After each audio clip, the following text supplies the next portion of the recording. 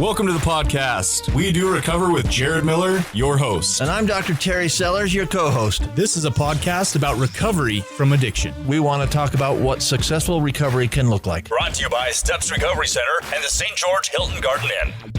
Thank you for listening to this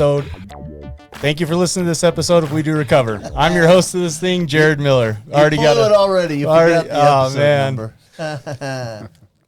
Today we have in the studio your co-host, our medical expert, the doc, Terry Sellers. Good morning, everybody. Yes, that's right. I'm loud. Loud and obnoxious this morning. I also want to take the time to acknowledge our producer that makes this thing possible, Sean Denovan. Do you want to start over again? Because you've already messed up three things, and it's not even 30 seconds in, man. I don't believe in perfectionism, so we'll roll with it. It's been that kind of a morning. And last but definitely not least, I have the honor of introducing our featured guest this morning, all the way from St. Paul, Minnesota, Georgia and Bernard Jones. Hey, how you doing? Hello, hello. Good. Welcome to the chaos we call We Do Recover. We appreciate being you having us here. Absolutely. No, we are grateful. We're super Thank happy you. about it. So this podcast is recorded in sunny St. George, Utah. Episode 36, part 1 is brought to you by Steps Recovery Centers, where addiction ends and healing begins. That's it. Start over, Sean. Wow. All right. The pressure. Feel the pressure. Yeah. All right. Take a deep breath. Episode 36, part 1 is brought to you by Steps Recovery Centers, where addiction ends and healing begins. If you or a loved one need help, please reach out to them. 801-800-8142. All right. Well, I'm a wreck this morning, so why don't you start us off with some new and goods? What? Do you want me to take over? Thank you. I needed a little volume because I can't hear myself at all. Do you want me to tell you new and goods of mine? Are you asking me that, or do you want me to take over the segment? New and good of yours. Let's get some new and goods. What's going on in your world? I got a new iPhone. Nice. But this isn't it, and it's not working yet. But it'll get there, I'm sure. Sweet. Well, that's good that you got a new iPhone. Just got to figure out the technology, right? Yeah, well, that's hard for an old guy like me, right? Technology and old people don't go hand in hand. But I'm going to call it new and good. That's kind of all I've got. Nice. Well, let's pass it over to Georgia. What's doing good in your life? How's sunny St. George treating you? It's so beautiful here. I'm like, oh my goodness. When we got here, it was dark. So this morning I looked out the window like, oh my goodness, this is beautiful. So I'm excited to, check the town out. Probably a little different than your weather in St. Paul right now, Very different, yes. Is it exciting to see palm trees outside when you looked outside? Yes, it's so beautiful. I'm like, oh my gosh, there's a pool out. I'm like, I might have to take a dip up in that pool.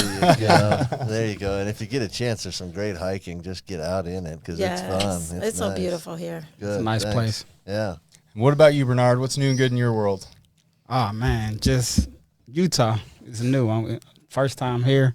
Look like a beautiful state, though. So we're going to go do some hiking, just get around the city and just enjoy it, though. Yeah, do that. That's fun. Hopefully you guys let me and Dr. Sellers take you guys out for dinner tonight and kind of show you some fun places to eat. We don't turn down food. Never that.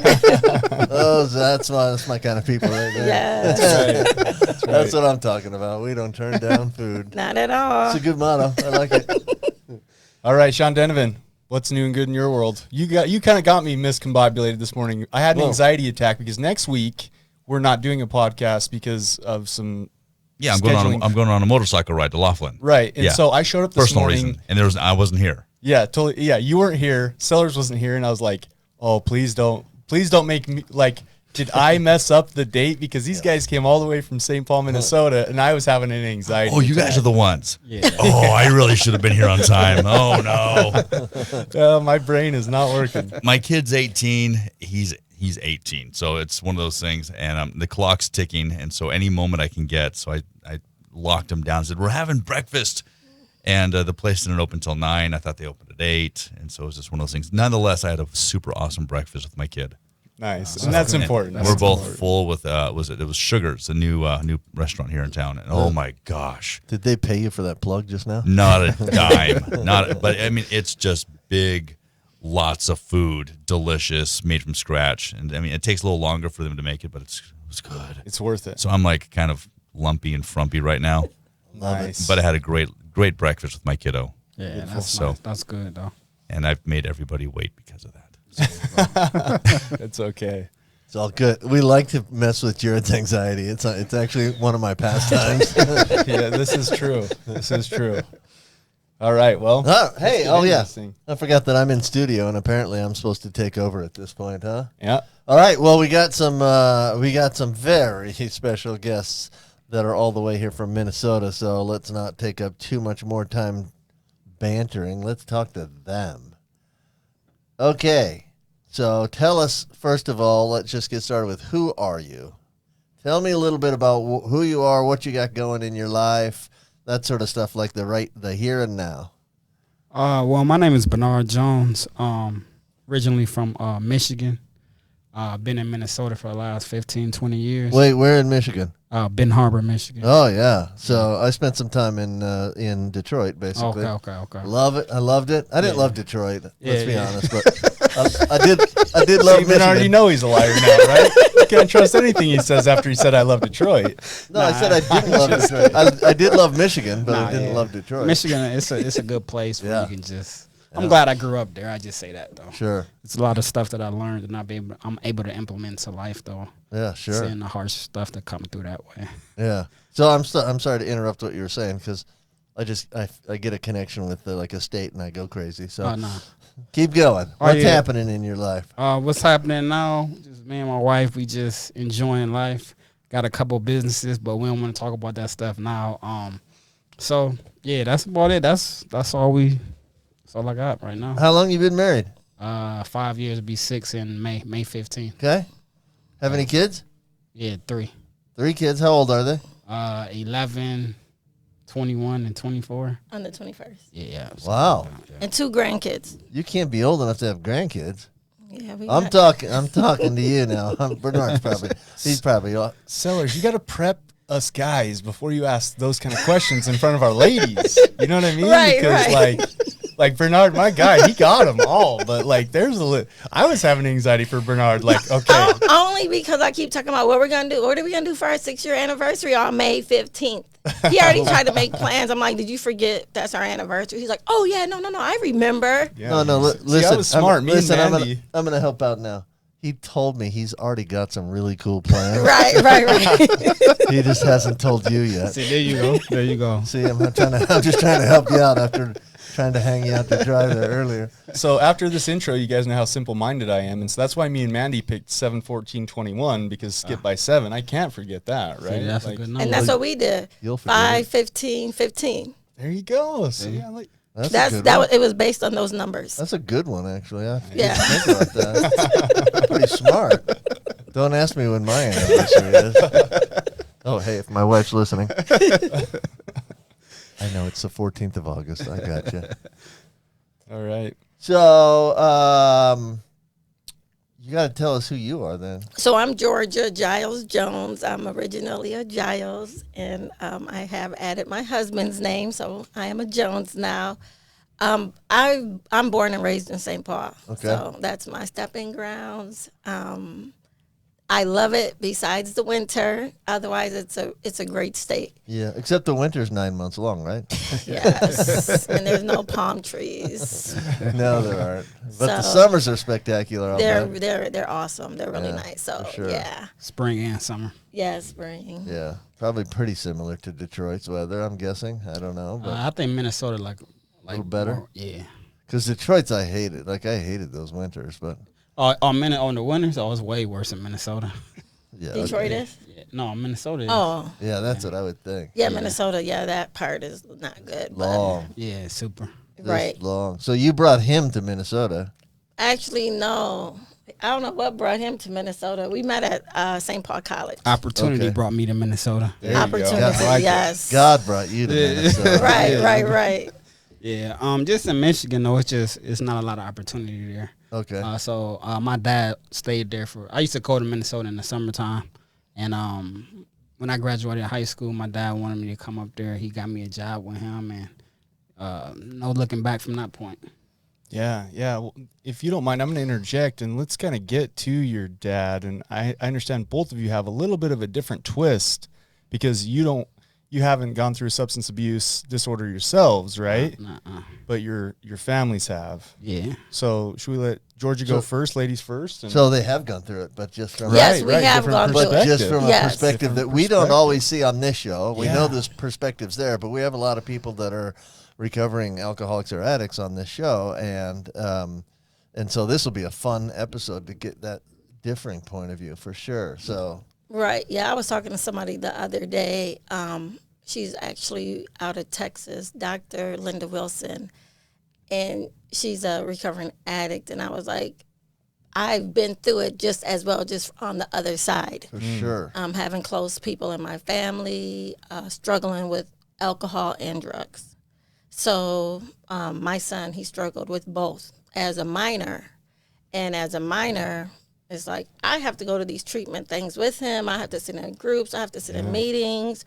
At the time, I had a decent job that I was able to sit with him, because if not, I would have lost my job. But it was something that I would have to do as a parent to try to get my son back on the right track. And then just people close to me that just everyday functioning alcoholics, and it's like that effect that it has on you. Not showing up for things, not being able to count on them, not being responsible, not remember conversations from the night before. It's like, hello, not having good housekeeping skills, just having nothing, So it's being that child that no one likes, or not having everything that kids should have when they go out and about, So you're kind of the kid that gets talked about, what you just described, does that kind of reflect your upbringing and your childhood? Yes. Yeah. Okay. Yeah. So it was a hard, and even in the Black community, it's still shameful, So when you grow up with somebody close to you, it's like you can't call them out because it's disrespectful. Yeah. I can So see that. it's hard, and I battled with my family, because it's like if I'm putting our business out there, because what happens in your house stays in your house.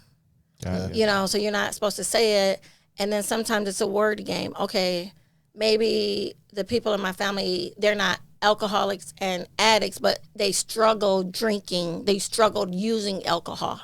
So that is a better twist. So it doesn't seem like I'm talking about a person or being disrespectful or not honoring that person anymore. So a lot of times I say, if you struggle with it, because it's kind of like name calling. Yeah, and there's a stigma. I can totally respect what you're saying, because the stigma is there, right? Like, Yeah. My family struggled when I first started talking publicly about the things I went through, right?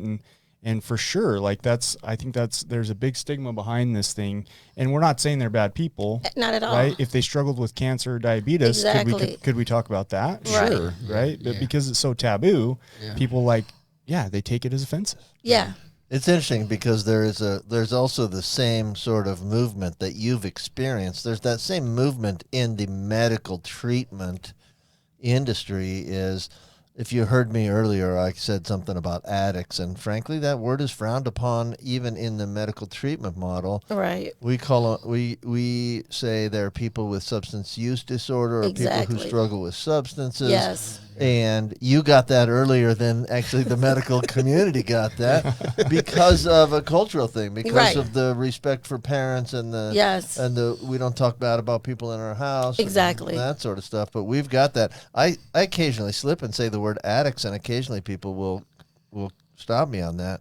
But really, I'm talking about, so I'm in recovery, and I don't mean to make that a point, but I'm really talking about me. I'm not trying to talk about other people when I say the word, but people hate it when I say that word. Right, yeah. And even when I said the person who I speak to, she identifies, she's like, I'm a past addict. So I'm like, okay. So I would say that about her. So when people refer to them as that, if they don't, I'm like, oh, you struggled with this, or you struggled with that, you know? Yeah, that's good. And that's why I say my son struggled with drugs and alcohol. He's better now. He is young. It started early. I don't know if it was a phase or what happened, you know, at school and, you know, testing different things out. Sure. But it did get him into the position where he got pulled over by the police officer. Sure. And now you're mandated to do all this stuff, you know, Oh yeah. to not get something on your name, you know. But at the same time, you know, like I said, he is in a better place, but it's the norm. We're popping pills. We're doing this. We're doing that. We're doing all this stuff. It's like there's so many kids dying in St. Paul, Minnesota, Minneapolis, with these fentanyl deaths. Sure. Like, it's just so many of my daughter, who's 21, her school-age kids, her friends, they're just dying. Yeah. You know, and it's like, it's almost like the norm. Like, that's what we do, you know, so. Yeah. So So that's everywhere. wait, how old is this? How old is it? Your son we're talking about? My son, yeah, he'll be 24 on the 21st. And he's gone through it already. He's gone through it already. And on the other side. Well, I want to say that, but he's not like in recovery, you know. Okay, He still all right. is doing stuff. It's Okay. not to the point where this is the second half of my son, because before it's like, I don't know which son I'm talking to. Yeah, you know, yeah. Like, I'm not sure.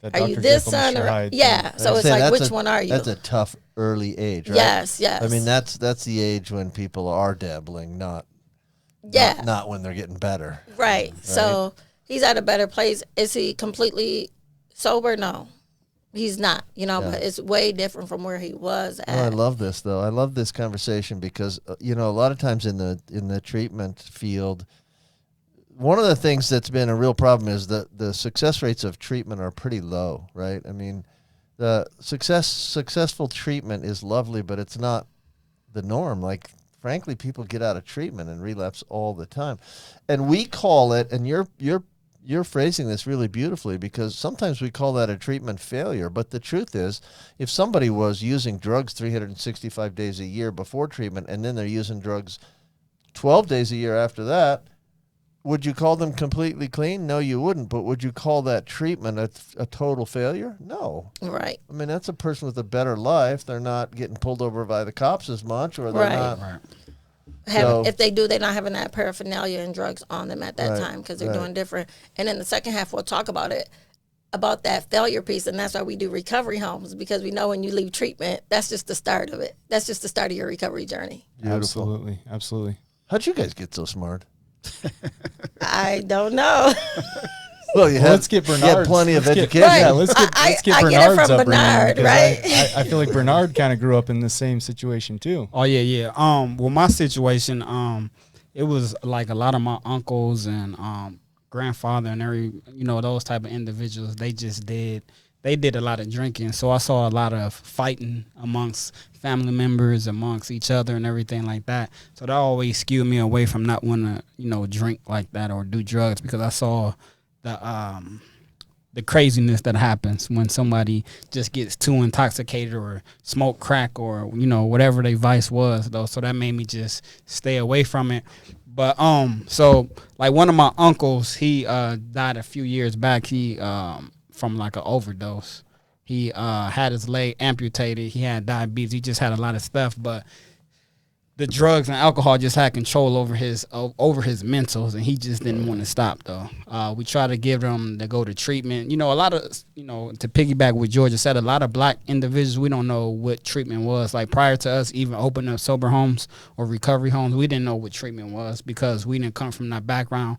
And like she said, it's like it looked down upon, so we don't have the knowledge on how the importance of recovery is, though, and it's people out there who can help you. Our problem is we think if I go to work, it's okay, but that makes you just a functional alcoholic, though, and that's not good either, though. You know what I'm saying? Even if you got control of it, but you still got to go deal with people who are experts. And just because you can make it to work doesn't mean that it's always going to stay that way, right? This thing's Exactly. progressive. Right. It doesn't just like, oh, I can go to work, I'm fine. Well, let's play this tape all the way through and fast forward. And a year from now, when you're, even deeper in the depths of your substance abuse disorder, you probably won't be able to go to work. Yeah. Right. So why not take care of it while you have insurance, because you're employed, while you have some kind of stability in your life? Like, not everybody's rock bottom has to be homeless, shoeless on the Right. streets, right? Do you feel like this is still the same though in your community? Is that changing, or is it still a big deal that It's still a big deal. like treatment doesn't happen very often? It don't happen. Yeah. Only I could see maybe a little bit now, because just with social media, you can see like people talking about treatment. But as a whole, it's still a big problem that we got to try to get resolved. We got to bring awareness to it. I think family members, parents, fathers, mothers, and everybody like that, they got to do their research when they see their kid struggling. We got to, we invest in them on certain aspects, maybe to start a business, but we want to invest in them too with their mentality as far as just changing their mindset, though, or going and get help. We got to invest in that. And from a lot of different cultures, we see that those individuals, those cultures, they might invest in business with them too, but they also going to invest in them to get their mentals right. That's a great point. Wow. Right. And it goes hand in hand with mental health as well. But I think some of the treatment centers, it has to be culture specific for different races, for different religions. Sure. So it's just hard because it's not a cookie cutter, Sure. It can't just be the same. It's not one size fits all. It's not, So we have Black women in our recovery homes, and they're going and because they don't want to do drugs or alcohol no more. So they're going, but it's I just don't fit in there. Just don't fit in there, That's a tough barrier because you're already talking about a certain barrier where there's not much knowledge in the African American community about rehab. But then let's just say you know about it and you decide it's time to go, but you're going to go to rehab with a bunch of people that don't look anything like you. That's got to be a tough cultural I think it's barrier, a tough thing because you got to have somebody there where you can identify with. Right. I think that's just like anything. Huge. Just like with anything. People use because they don't fit in. Yeah, Right. yeah, definitely. Right? And now you're going to send them someplace where they don't fit in? Yeah, but I think that's like a double-edged sword because I think a lot of minorities, we need to be going to school to, open treatment centers or becoming physicians in there. I don't know, we got to do we got to create a presence on our own in there as well from both sides of the spectrum. Well, Right. that's what you guys are doing, right? Well, to some extent, it's No, that's add what to you're that doing. pack. Don't downgrade what you're doing. You're doing a heck of a thing right here. Yeah. Right? But I think, too, it's important to point out for people, because we have a lot of people that are friends that work in the industry, it's important to point that out. Diversity is huge. That's key. And I can Yes. respect what you're saying. And I know, I personally work at STEPS, and at STEPS we have a veterans group just for veterans. They're starting to separate the men and the women, right? So if somebody has a lot of trauma around males, they're not going to throw them into a co-ed group. They're going to put them in a women-specific group. Yeah. Same thing with guys, right? So this really is I love the conversation because it can really open up some people's minds to, hey, you've got to adapt and respect everybody's cultures, everybody's upbringings, and basically be a little bit more diversified. Yeah. Right. But I think that starts from that's going to start from the CEO status though, or the president of whoever running the treatment center. They got to, because unfortunately everything we do is a business, so everybody going to look at ways on how they can monetize everything and who's paying. So if you see this big population over here is paying, they going to put all the attention over there. But it's a whole different big population over there that's not even being addressed yet. And if you put some resources over there, you can change up a lot of stuff. You can, you can double your money, probably triple your money every year if you're looking at it from a financial aspect of it, though. But you just got to have the vision and the foresight to understand that, though. But when you're not dealing with other individuals from different races, you're not going to never see that aspect of it, though. You're going to look at, the news, CNN, Fox, whatever you look at, and you're going to be like, no, they don't want help. But in reality, they do. They just don't know where to go. Right. Yeah. And then one of the big things, too, feedback I get is, I went to group and I processed it. I have to process a lot of things that are happening. Okay, so people say the angry Black woman. No, because when I get mad, I be like, oh my gosh, da-da-da-da-da, or this, and we talk loud. It's like, you're being aggressive. It's like, oh, okay, so now I can't even be myself when I'm expressing how mad or something made me, I have a sister. She's a police officer now, but I remember when she first got the offer, they said, you have to have a psych eval. So after the psych eval, they're like, you're not a good fit. Why? Because I'm a Black woman, so you need to bring a Black doctor in here so she knows exactly what I'm saying and what I'm doing, because what you're saying don't make sense. That's an interesting Because you point. don't understand me, because I'm a Black woman, and as a white woman, you're never going to understand that I don't have to be bubbly, or I don't have to get excited, and I'm just talking plain, or I'm doing this, or whatever that is. So, yes, my sister had to contact different city people, and they brought a Black doctor in there, and she's been a police officer, Ramsey County deputy, for I think 3 years now. Oh. But it's like you cannot, so it's like, it's just hard to process things when you're going to calm down now. Okay, this is what I'm going to go and use because I can't calm down. This is my calm voice. Calm down. Exactly. This is me. Yeah. Right. So it's just like, okay, Yeah. So and that's how it is when we get to that second part, that house, because it's like, everybody's this, but she's not she's direct. You know, we're direct, or we're this, or we're that, but we're not trying to scare you or intimidate you, you know, right. And that's that biggest piece is intimidation. Right. People are being actually treated because you're too intimidating. It's like, because I'm too black. Yeah. I'm too me. You're right. There you go. Right.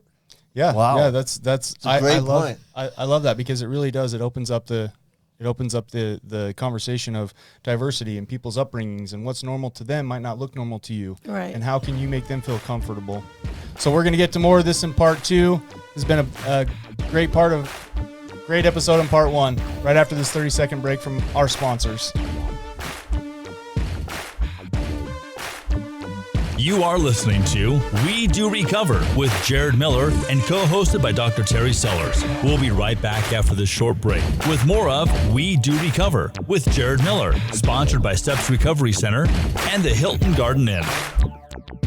I'm Desmond Lomax, one of the clinical executives here at Steps Recovery, and once you become in the Steps family, you're just a part of the Steps family. A lot of us have overcome substances, overcome addiction, and now we're able to help other people. Second of all, we're also going to help you in a way where you can afford to be helped. Third of all, we're going to give you the same quality that many organizations are charging 2 to 3 times, and it's more about you than it is about our organization.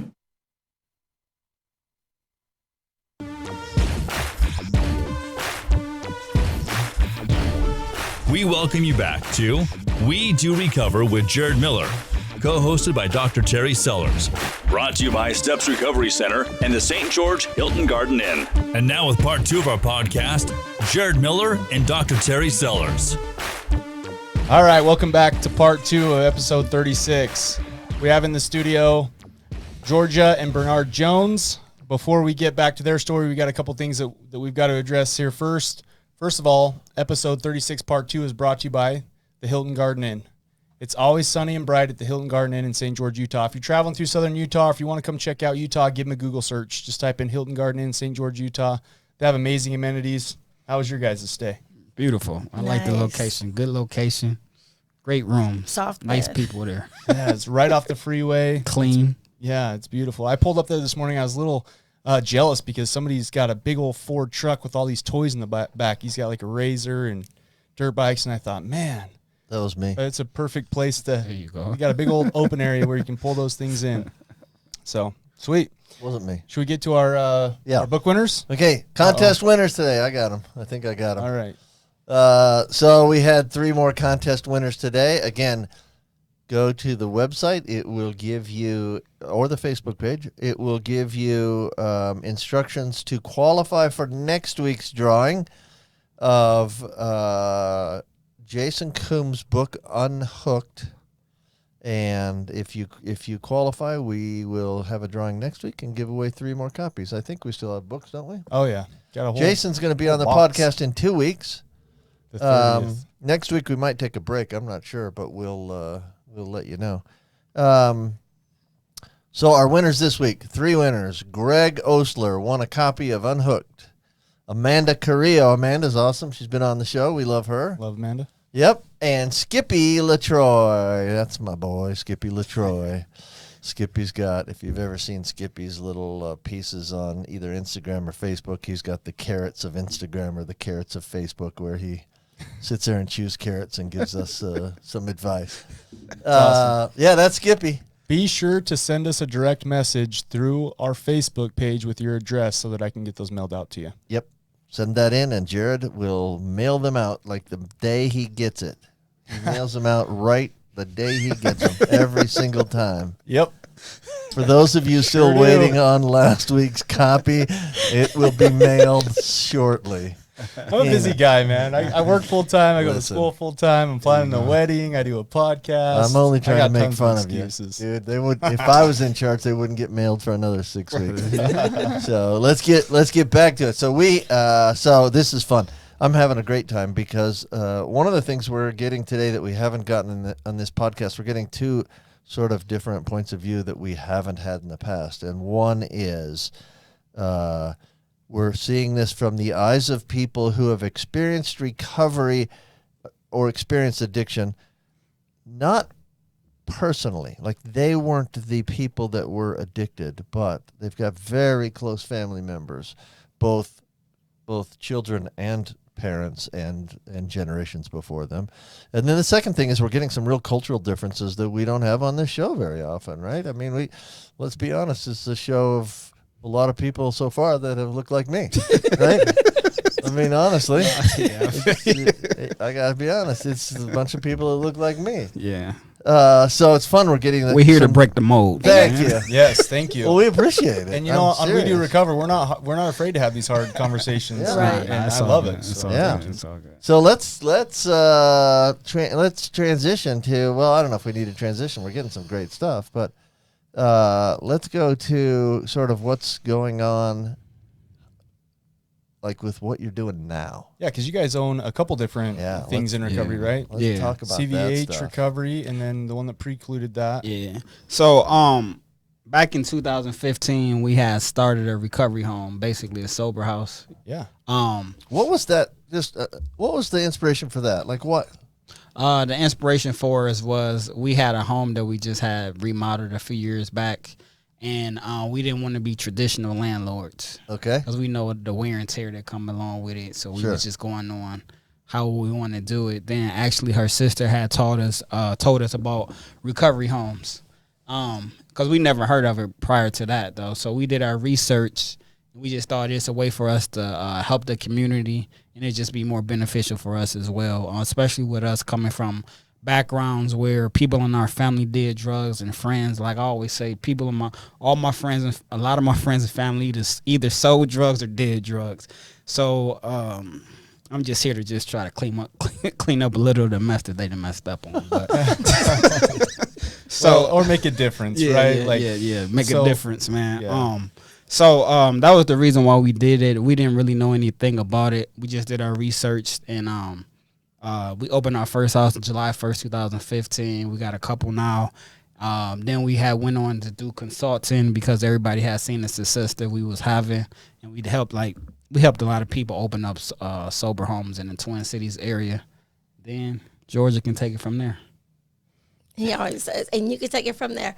So when it was brought to us about recovery home, sober housing, so he's the business person of the marriage or the business, and I'm like the regular person, like, like I don't know nothing about business, or I'll do stuff for free. I'm just a helping individual. So I'm like, oh, wow. Once I heard the concept, I'm like, if this is a place that I could have sent my son to, because back at that time, I'm like, where can I send him to? And if he's not in the system, no one wants to take him. Right, because his background, or because Yeah, so he didn't get like the charge because he was doing a diversionary program. So there was really no help for him. Where, let me not say that, there was like no help where he had to go, and I can't like force this 17-year-old, 16-year-old to go somewhere. Sure. Right. I called Teen Challenge. I called some other places. They're like, oh, he could just walk out. And I'm like, well, that's what my son's going to do. He's going to walk out. So then when we got the concept, I'm like, great, if I could do something where a person wants to come, like they want to come here and they want to live here, and there's people around with the same so it's not a forceful thing. Like no one's mandated or anything to be here. They're here because they really, really want to be. So I was super, super excited about that. So I'm like, this is perfect because I love designing homes and setting up and all that kind of good stuff. I do have a background in a residential setting. So I've worked in IRF facilities. I worked in group foster home, adult foster homes, shelters, transitional housing. So I've always done residential. So the housing piece was not new to me. It was just like, okay, working with more people who struggle with drugs and alcohol. But at the end of the day, it's like, it's just me and being nice, kind, compassionate, understanding, knowing that when people are coming here, they may have used drugs and alcohol. Like in my situations, the people who I know, it was to self-medicate, to cover up their pain from their different lives happening, whether they was abused, whether they got raped, whether their kids got taken away from them, like just different life happenings, like just craziness that they're like trying to cope. Self-medicate, Yeah, so that was their coping mechanism. So I was like, oh, this is perfect for me. So that's when we just start putting the house together and all that kind of stuff, and really went from there. So And just real quick, I want to point out something that Georgia said, because I read a little article on this, and I believe it like blew my mind how true it was. A lot of people, when they get in the situation with courts and things like that, or parents, they are maybe forced into treatment. Yes. We call that external motivation, right? Like they truly aren't internally motivated. And what happens a lot of times, Dr. Sellers has talked about the not so high success rate. Well, a lot of them suffer from oppositional defiance. Right? Like if you tell your son you're going to this place, right, you know, and you force him there, and then he finds out I can walk out. Right. Guess what oppositional defiance does? He's gonna walk out. He's gonna walk out. Right. But if you can create a place like you're talking about, where he goes there and he's like, oh man, this is pretty cool. Like I feel like I'm adulting. I can pay my own bills. I can, you know, come and go as I please for the most part. Like at that point, then that internal motivation hopefully kicks in. Right. Yeah, I love it. Yep. I like the partnership because you got the business guy, right? You got to have it, or it doesn't work. No, you have to have it, right? If you don't have it, it won't work. Right. Right. If you can't make the business run, there is no business at the end of it, right? Right, and it's about action. Because when my sister told me, I'm like, oh, this is great. Maybe in a year or two. Right. I came home. He's like, okay, so we're like, you talking about planning the wedding? This is like January, February. We're getting married in May, and he's talking about we're moving. People's gonna move in July. I'm like, hold on, wait a minute, what just happened? Hold on. Perfect. I'm like, how are we gonna do this? How are we gonna do this? So he's like, writes the list. I'm like, okay. So if it wasn't for him, I probably would still be like, well, back in 2015, I've decided to do this. I'm still waiting for the perfect time. I love that. It's the perfect team, though, right? It's the perfect team. You got the creativity.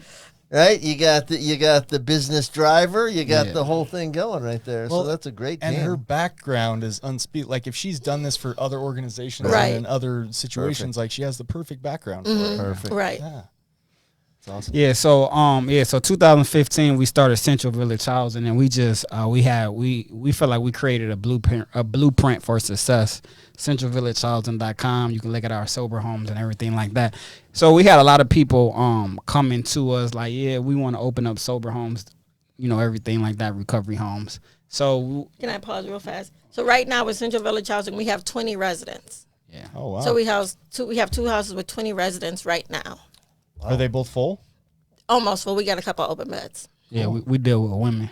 And we do women, yeah. It's all female? I'm the hands-on, you know. He said in 2022, he's like, I might open up a men's house. So we'll see how fast that opens up, okay? We'll see. She's got to write the manual first, and you got to read it before you try running that. There you go. Go ahead. Oh, no. So finished. We did this, and then we start helping other people open up. Yeah, so we start helping other individuals open up recovery homes. They was having success with it. But, you know, when COVID hit, it was just like we need to focus on everything that we need to do with our own stuff. So then we created a e-course. It's a self-paced e-course that we show everybody on how to open a successful recovery home in any city in any state, though. So we super excited about that. That just came out on March 1st, right? Mm-hmm. March 1st, though. So wow, yeah, that's awesome. How do people get connected with that? Yeah, so they can go on cvhrecovery.com. So we have a free training online because a lot of people don't even know what a recovery home is, though. So we got a free training online, just breaks everything down, just show you, you know, the business side, but you got to have the, you know, the mentality to help people as well. So, cvhrecovery.com. You know, I think that's important, though. There's a fair number of people out there that want to be helpful but don't have the knowledge. Right. And so that's what you guys are providing for cvhrecovery.com. Yeah. Okay. So, and one thing too is like owning recovery homes is an untapped market.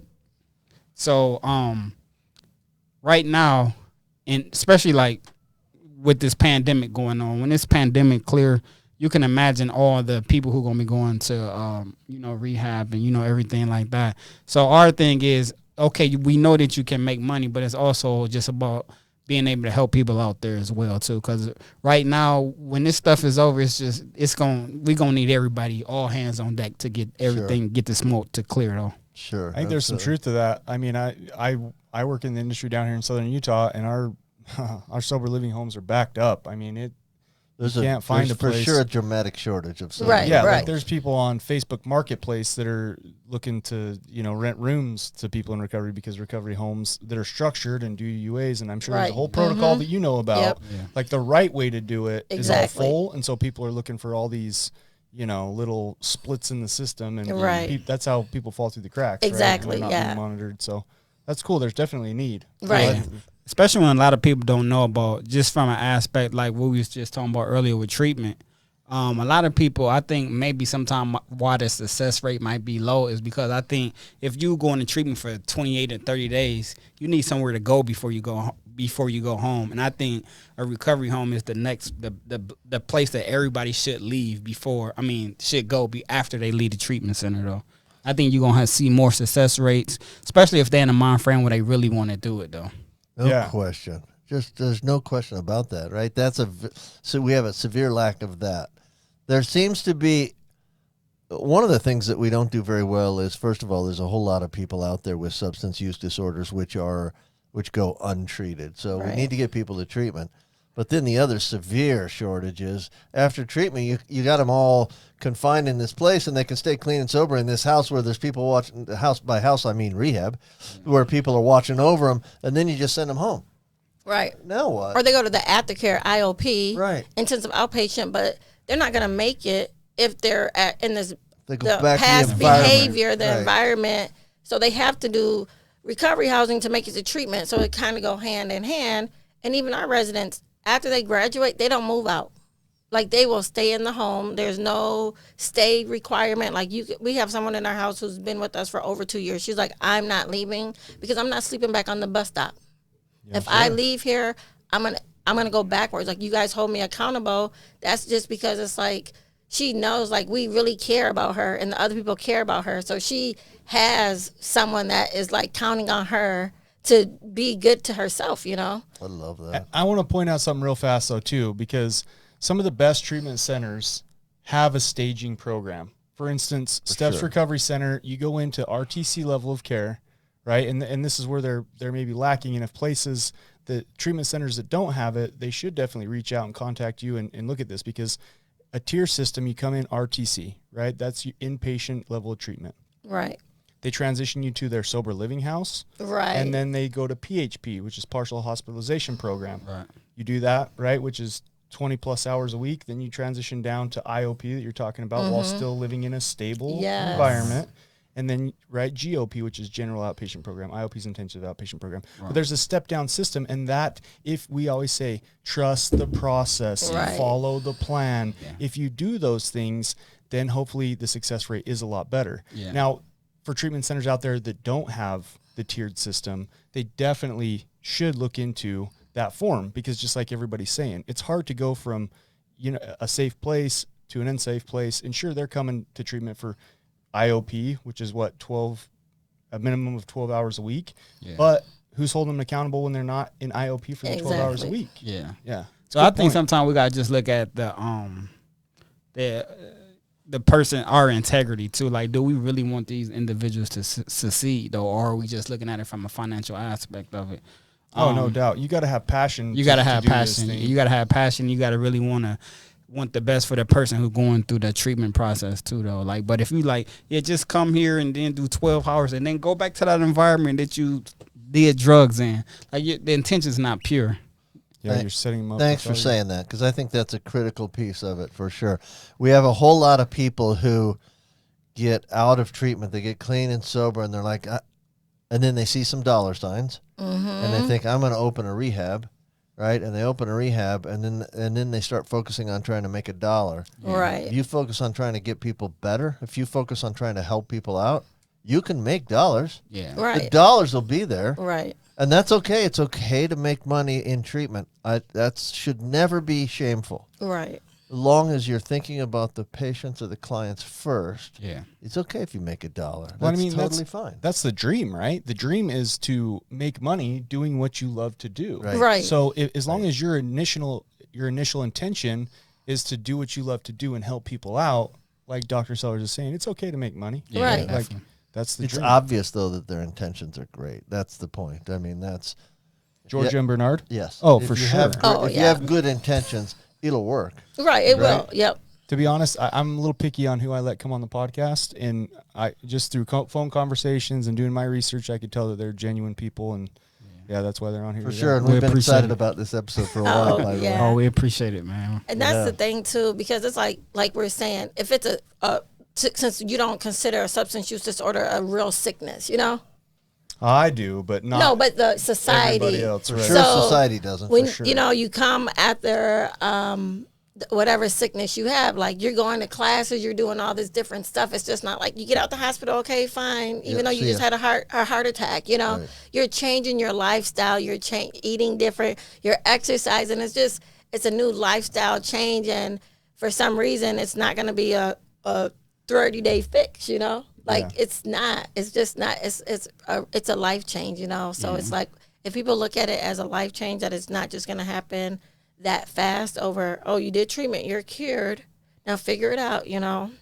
Yeah, one thing too is like a bit one thing that we noticed too is it's a big disconnect from like treatment centers and recovery homes, sober homes, and even IOPs and sober homes, because I think at least up in Minnesota they don't use us properly though.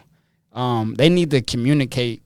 We think that they need to communicate with us more properly, because like we were just speaking earlier, if everybody's intentions is pure and we want everybody to succeed, I'm sure I really do feel like we can go around and help all these treatment centers where instead of somebody having when they get out of treatment, they having 10 days success. I know we can have especially if their mentality right, we got the blueprint where we can just show them like keep everything internal. You know, after they get done treating them, open up a recovery home for yourself, and I promise you that these people going to stay there much more longer. There's not going to be that big relapse drop, though. Yeah. You know absolutely. Yeah. Sure. You know, a big thing about recovery, the 3 pillars, they call it in the industry, I call it 4, physical, emotional, social, spiritual, right? Yeah. So I think a big part of the recovery homes and sober living in general is that that sense of community, right? That social sense. That's a huge thing. Yeah. If somebody, like we're talking about, if they go to treatment and then they go right back to the same social circles, they're bound. Those are the circles that got them sick in the first place. Right. So I think what you're saying is you hit the nail right on the head. You've got to change their lifestyle, right? You've got to get them around a society, a group of people, like-minded individuals, so they can have long-term success. Absolutely. Yeah. So if you I'm impressed with how much they know about addiction, because there are people that go to school for years to study this, and you guys have a lot of stuff figured out that people go to school for years to try to figure out. They've lived it. I know. I for sure. For sure, that's a giant part of it, but they're also really smart. Like the things they're doing are things that are talked about in the treatment industry all the time, but just nobody's doing them. Yeah. Right? You guys are doing what people are talking about. And we listen to our residents. Like we literally, even with our e-course, we tell people like it's a lot of learning. They're like, oh, we won't do that ever again. Whoa, oh, heck no, So it's just us like paying attention, listening. Like we're always asking our residents like what works, what don't work. We don't police. We're not about saying no. Like whatever we could do, like we're more than accommodating, So when they're like, well, we think, we're like, oh, okay, great. They're like, huh? It's like, this is your house. This is your home. Like, let's do whatever. We're just here making sure no one's getting hurt. We're providing a safe place for you guys to live as a family. You have a sisterhood. So, okay, So, yeah, we do random UAs. We have curfew. They do overnight passes. So it's really structured. We document everything. But it's not like, oh, I'm going to get in trouble or I have to ask for permission. If you're not going to treatment, send a text. I am not in treatment today. Right. We're going to be like, are you sick? Yeah, you're not trying to punish. But otherwise, you're telling us what you're going to do, Right. So it's really independent living. So like what you saying too a little bit, doctor, is how one thing too, like, so per se, we don't come from quote unquote the drug or alcohol background. So I think like a lot of those treatment centers and people and that they need to hire outside consultants who don't come with those type of the mindsets though. You know what I'm saying? When you come in there with an open mentality, you like, especially after just sitting down, listening to people, you can figure out what the problem is. A lot of times, a lot of people don't want to figure it out because they think they know everything. That's a great You know what point. I'm saying? So, I went to school for 22 years, but 22 years, what did you really do besides just write 38 pages? The time has changed now. Yeah. Yeah. Beautiful point. Really beautiful point. Well, I want to be able to touch on what their future plans are and kind of where they're going from here. Go with it. All right, so right now, our big thing right now is just, making sure that there's enough recovery homes open. So to learn more about us, you can go to cvhrecovery.com. We got a free training online. Our social media for Instagram is cvh.recovery, and Facebook is CVH Recovery. Our biggest things, what we want to do now is just, keep our recovery homes at capacity, the e-course, and just helping other treatment centers when they need that help, because it's a big gap that we know that we can resolve. Like, it's one treatment center up in Minnesota now who got individuals moving to our homes, but we telling them we know that this lady not going to stay in your treatment center because of, it could be the small things, your hours of IOP. And it's another treatment center who's assisting out the same way, but they hours are way more shorter, daytime hours. But, sometimes they just don't want to listen, though. So that's our biggest thing, is just bridging the gap where we can be more of a helping hand outside of just opening up recovery homes. And real fast, so for the self-paced e-course, you're able to find that at cvhrecovery.com. We do have a free training that talks more about recovery and being a recovery home operator, but you're able to purchase it through that link as well, and it's $4.99.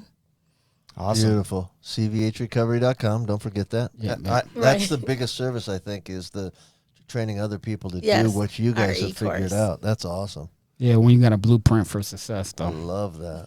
Yeah, that's awesome. Speaking of a blueprint for success, next week we don't have a podcast because Sean will be out of here. But the following week, we will have Jason Coombs with Unhooked. That'll be Friday the 30th. Be sure to join us for episode 37 on the 30th. Everybody have a great and safe weekend. Happy weekend. Thank you for joining us today on We Do Recover with Jared Miller. Help us spread our message of hope. Like, comment, and share. If you have any topics or ideas for future shows, please share that on our Facebook page. That Facebook page is We Do Recover with Jared Miller. If you or a loved one needs help, please reach out to us. Again, thank you for listening. Brought to you by Steps Recovery Center and the St. George Hilton Garden Inn.